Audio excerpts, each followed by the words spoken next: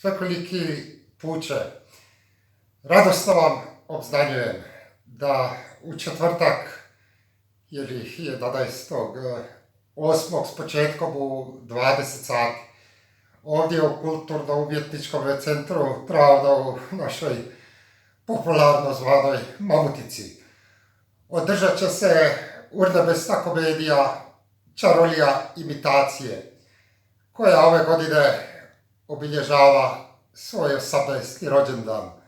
Predstavi Čarolije imitacija, od srca smije se cijela nacija. Sine moj, uvijek je narod govorio, smijeh je lijek, a šta da ti kažem u ova turobna vremena?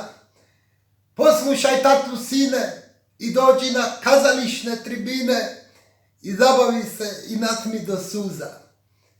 Pa gledajte, ja sam kao legalista i legitimista uvjeren da one osobe koje 11.8.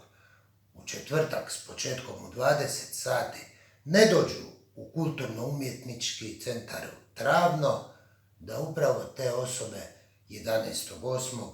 nisu došle u Travno.